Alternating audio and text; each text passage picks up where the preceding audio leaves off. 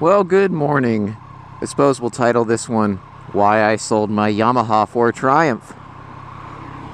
So, about 2 months ago, a good friend of mine jokingly asked, would you ever sell your Yamaha? And I thought, no, I probably wouldn't. But that was until I saw the reviews for the new Triumph. And saw more and more, and I thought, this almost looks too good to be true. Kind of like the Shelby GT 350 Mustang that's out right now. Made by enthusiasts for enthusiasts. And I have no intentions of ever being the next Valentino Rossi or going crazy with track days on a bike. I got plenty of cars for that. I do like a good motorcycle in the stable. So, it began, the obsession, the research, and I started taking my friend a little bit more seriously, and before I knew it, I was at the Triumph dealer putting a deposit down at the end of June on a new Street Triple 765 RS. And it was a long month and a half wait, really not too bad, but it seemed like it was taking forever. And, you know, it's here. Now, I originally had plans of kind of making this an epic reveal video and this and that, and it kind of just didn't work out.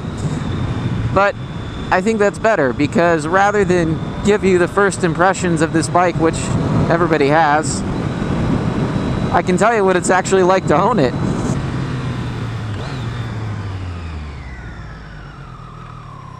Oh, good Brembo brakes. Let me tell you, having good brakes on your bike is about as priceless as it gets.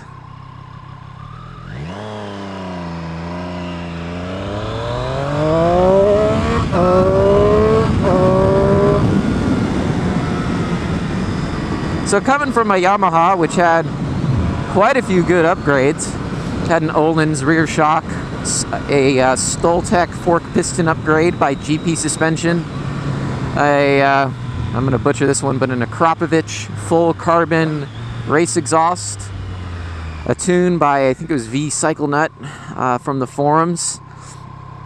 And you know what? It was great. To be honest, there was absolutely nothing wrong with that bike at all, and I didn't need to sell it. I think that's the thing that I try to tell most people. It was basically the perfect street bike. There wasn't a need to sell it. But with motorcycles, it's never needs, it's pretty much always wants. So with a bike, if it doesn't stir your soul, I'm a firm believer in moving along. I'd say the only bike I regret selling at this point out of my last 5 bikes is my DRZ 400 Supermoto. But I'm kind of rambling right now about what bikes I used to have, and I should be talking about this Triumph. The first thing I'm going to point out is the ergonomics. The ergonomics are actually fairly aggressive, which is a good thing because the bike is actually more friendly to ride hard, and I would say that's a criticism of the Yamaha, is that the factory ergonomics are just, they were too lackadaisical. It felt too much like a supermoto. You were too upright. So when it came time to actually rip and ride in a spirited manner, you didn't always quite feel one with the bike. You felt like you were on top of the bike. This, it's very much a sport bike. And I think that's the big thing to remember about this one. It's a sport bike first. It's everything else second. And that's both good and bad, because that's what makes this bike so amazing. And if you think about it like that, you won't be disappointed, but I could see this bike being seen as too hard, too harsh for some people because of how it's sprung. And that's okay, because you know what? It isn't for everybody.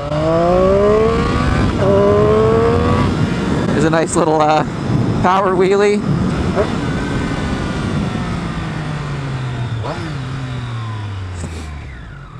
So that's the big thing with this bike. It's a sport bike, and I think I didn't even realize that myself when I was originally test riding it. You know, you're so enamored with the bike, and you don't think about those little things of what it's like riding every day. Like, for example, on the Yamaha, you'd be sitting straight up. On this, you actually really do have that lean forward, which having ridden a Supermoto and the Yamaha for the last 4 years, going back to this is a bit of an adjustment. The way you attack the bars is a little bit different. Comparatively, you feel like you have less leverage on this. I mean, the handlebars are much shorter than the Yamahas ever were. But it's little things like that that you don't always think about when you're test riding a bike in about 20 minutes. And it's the things that you start realizing. Likewise, the rear sets on this are much higher up and farther back than the Yamahas. But again, it all makes sense once you start going through a corner. And that doesn't mean that this bike isn't great in the city, because it's absolutely fantastic. It's incredible, really. It's just different, so it's an adjustment for me, and that's a bit of personal preference. The dash, I think that's one that everybody is really excited about, but you know, it's great, don't get me wrong, but again, I actually find it a bit distracting. It's so colorful, it's so pretty that you find yourself wanting to look at the information instead of what's ahead of you. So I think once that novelty wears off, it'll be better. But it works. I actually was concerned that, you know, the dash would be difficult to see in bright sunlight. It's not. It works great. You can see it in bright sun. I haven't really had any issues with it. One little option nobody's talked about, but I think is really cool, you can actually disable certain things that appear in the tray in the bottom, so you're not stuck cycling through every option it has. And believe me, there's a lot of options, so you can get stuck not finding the thing you want. So that was kind of a nice customization feature. The motor is brilliant. You know, compared to the Yamaha, of course there's less mid-range torque, but I actually prefer it because it lets you kind of use the bike a little bit more and wind it out.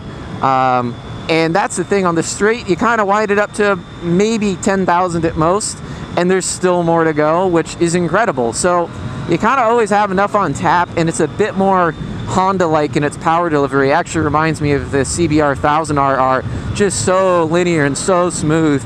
It's never intimidating, but it's always there to remind you that, yeah, you can go really fast when you want to. The Yamaha was like a big punch in the face. It's just, you can feel the extra displacement on that bike, and you can particularly feel it up top on the Yamaha compared to this. The Yamaha always felt like it petered off, even after a tune and you did all the things. The top end was great, but not like this. This is a true sport bike top end, and that kind of comes back to what I was saying earlier, is this is a sport bike first, not anything else, and it's unapologetic about that. Suspension and brakes, those are two of my most important things on any bike. You can never spend enough money there. I don't care what anybody says. The better the suspension, the easier the bike is to ride, and that means the performance is more accessible for everybody. When a bike is set up right, it's just far more intuitive. There's less thinking for the rider and more doing. So this bike, it's incredible. The big piston forks I've experienced before, but not with this many miles on the street, and they are indeed really plush. I would say the rear shock is a bit harsher than the front, and sometimes it feels that way as you go over certain road imperfections, but you got to kind of accept that. There's no free lunch. I mean, it's incredibly smooth, don't get me wrong. It's not a dig at the bike at all, because it's really smooth and it's sporting. I mean, it's sport suspension. This is a bike that can go to the track, and you're not going to need to be changing spring rates and everything if you're just going for the occasional track day. So it's just something to keep in mind. It is a little bit on the, I don't want to call it harsh, but it's just stiffly sprung. And no matter how good your shock is, you can never get away from a lot of spring rate, and you just feel it. But it's not bad. So it's just, again, one of those things you need to understand going into it so you know what you're getting. So I could see a lot of people buying this because they think, ooh, the top spec. And that's great, because, I mean, admittedly, that's what drew me to it. But with the top spec, you know, you have all this great suspension, and it's focused on a job, and you got to understand what that job is. So I could see the R being up more folks' alleys just because of the slightly softer suspension, and that would definitely make sense. Although I'm riding my bike to work, and I intend to do quite a bit of that, when I'm ready to go to the twisties and I'm going to go to the odd occasional track day, I want all the extra goodies and suspension and all of that. And I've definitely found that I will want to program a rider mode as I'm learning how the traction control works, how the ABS reacts, and I'm finding what's fun for the streets. So that was something I didn't anticipate wanting to use, and now I'm going, okay, well, I want this kind of traction control because it lets me get away with a little bit of a wheelie, and I want this much ABS because I'm on the road. I want all of it, and I don't want to be eating the dirt. So that sort of thing's kind of important, I found, because in the lower modes, the traction control's a little bit too intrusive, but the throttle response is too much. So I actually like just the regular road throttle. Thank you.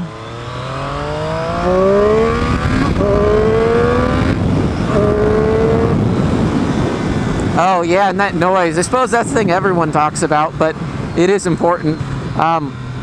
I don't think I'll ever switch the exhaust out. I mean, part of me wants to, and I've had this conversation with my wife, and she's a gearhead too, but God, it sounds so good when you're under the throttle, and that's all intake noise, of course. But the rest of the time, it's nice and quiet, and I've always had loud bikes, so it's a bit of a refreshing experience to have a bike you get on, and it's not too loud. You don't really need earplugs other than for the wind noise on the freeway, and that's kind of nice. The clutch is definitely an adjustment. I've never had a bike with a slipper clutch, so... Ah, darn. Oh, well, thank you, sir. Oh, thank you, thank you. I mean, these are some pretty terrible roads here, and you can see, I mean, it's stiff, but it goes through it. So back to that slipper clutch after we were kind of splitting lanes. The slipper clutch takes a little bit of getting used to. First gear, well, the gearing on this bike is significantly taller than the Yamaha. The Yamaha was just incredibly short gearing. So you definitely have to slip the clutch when you come off from the stoplight. And I think if you've never experienced a slipper clutch before, this one's a little bit different than most bikes. And you just got to kind of practice and get used to it. I'm still getting used to the bike. Well, and with that, that's kind of the 500-mile thoughts. After I take it in for its service, we do its first trip to Palomar, we'll talk about it more. See you next time.